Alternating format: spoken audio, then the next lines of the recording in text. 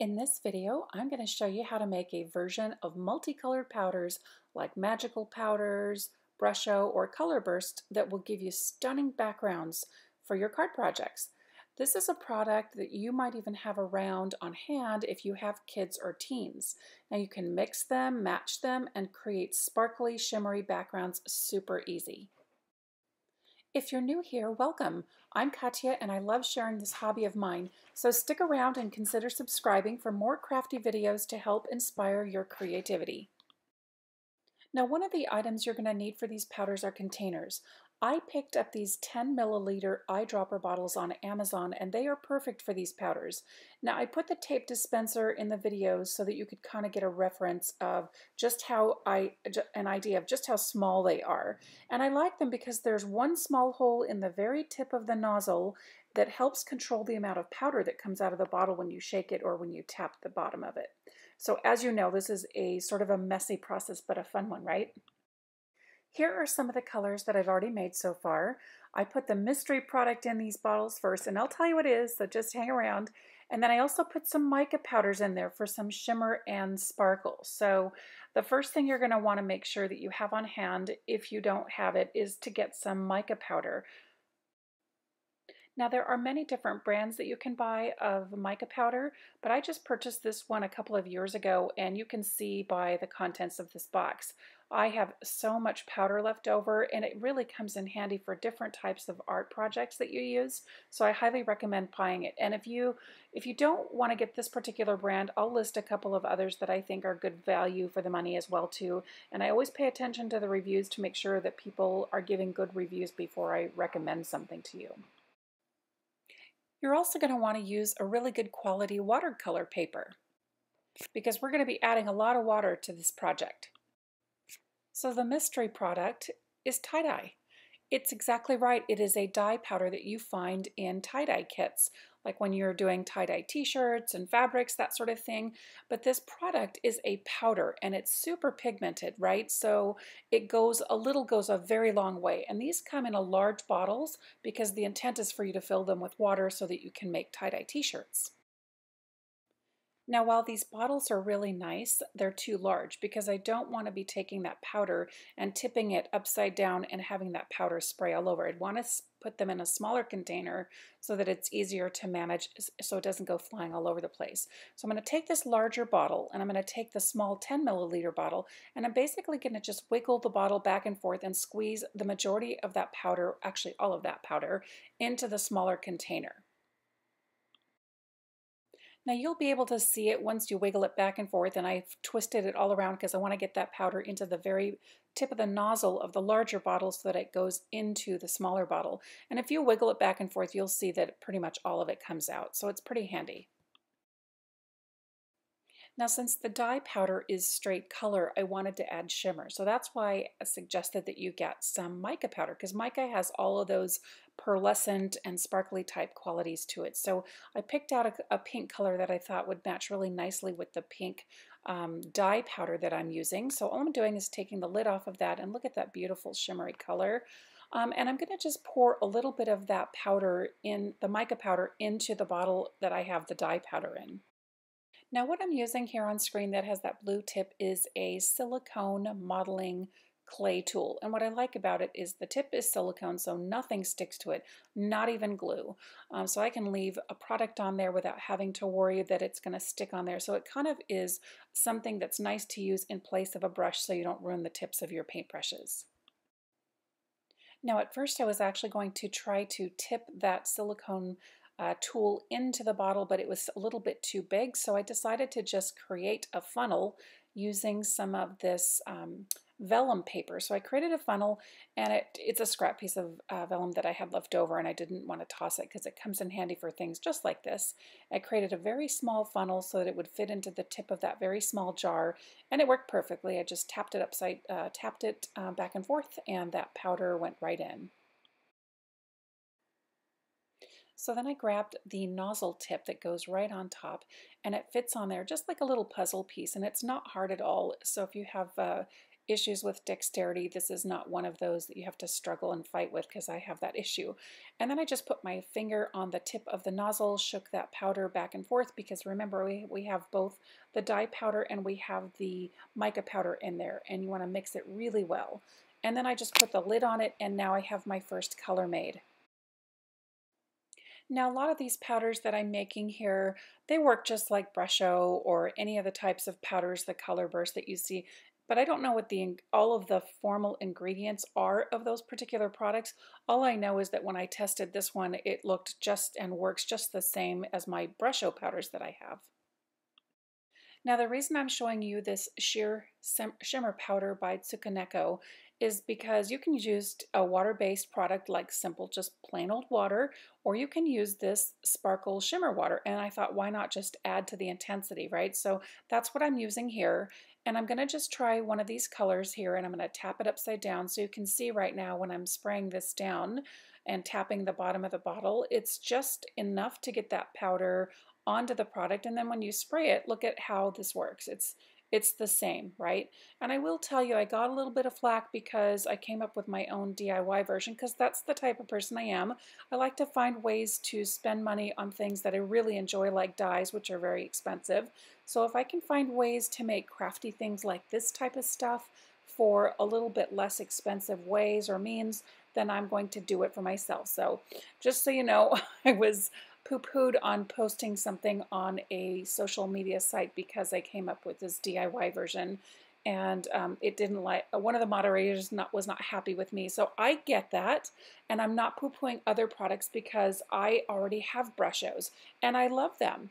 I'm just saying if you are frugal kind of in certain respects like I am, this might be a good alternative for you. So what I'm doing right here right now is creating a very, very hot mess. So the first mistake that I made was mixing red and green together because, as you know, in the art world, people say, oh, if you mix red and green together, you're going to get what's called mud. And when they say mud, they're just basically referring to the color of brown, which is beautiful anyway, right? But you just generally, if you're looking for vibrant colors, you want to keep in the same color family. So I should have gone either red, orange, or yellow, or like a pink color, but I mixed it all together. I just wanted to kind of give you guys an idea of what this looks like when you put it down on paper. So to kind of help fix this color, I'm just adding some purple here and a little bit of gold to show you how it all looks.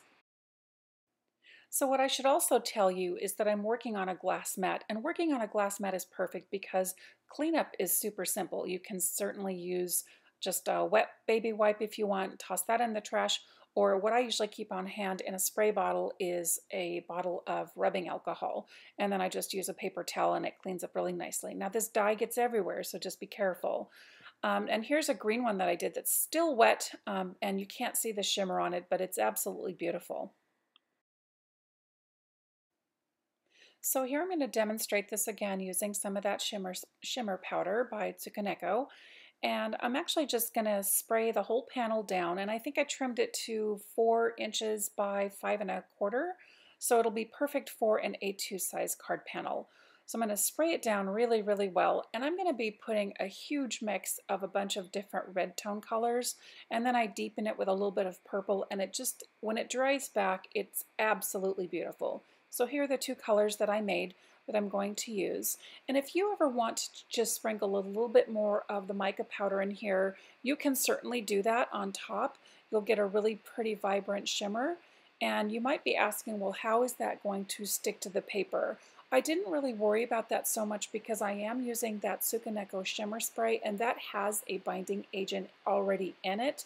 But if you have a little bit, and you don't have that type of shimmer spray, you could also use a little bit of gum arabic in a mixing powder that you could put in a spray bottle to help that color with the mica powder just stick and adhere to your paper. Or after you're finished and when everything's dry, you could give it a super light spritz of a fixative spray, or you could even use like a light hairspray if you want to make sure that that powder sticks. Now while I'm continuing to play around on screen with that beautiful card panel and all those pretty luscious colors, I just wanted to take a moment to say thank you so much to every one of you who have subscribed. to my channel and supported me along my journey here, sharing my art creations with you. It's such a joy for me to be able to do this. And so for me to kind of crawl very slowly to reach 8,000 subscribers is a huge milestone for me, and I wanted to thank you from the bottom of my heart. My next video, I'm going to be sharing a giveaway with you. It will be a surprise. It's not sponsored by anyone except for me out of my own pocket, because I wanted to thank one of you lucky winners. So please stay tuned for that, and I will share all the details in an upcoming video. Also wanted to let you know that as much as I enjoy doing this and sharing these creations with you, these videos and doing the artwork and planning for them and typing everything and getting them onto my website, it is a lot of work. It's enjoyable, but it is time consuming, and I have a full-time job which prevents me from uploading every single week like I wish I could. So there's that. So I do appreciate each and every one of you. Okay, back to the card panel. So I probably won't show you the entire result of waiting till this, completely dries, but I'll show you in a few seconds that I have this card panel along with a few others that I did off camera of just how beautiful, rich, and deep these are with the shimmer powder. So unfortunately, you can't really kind of see how gorgeous this is once it has dried back, but it really is beautiful in person, and I wish you could see it. But adding that shimmer spritz powder, that liquid shimmer spray is just magical. And this really kind of looks like a hot mess, but when everything dries back, just wait till you see it. It's absolutely stunning. So the three panels that you see here on the screen, the green, the red in the top right corner, and the one that looks gold on the right, those are all on gold on watercolor paper. The one that is blue and purple in the lower right left-hand corner is actually just regular standard cardstock.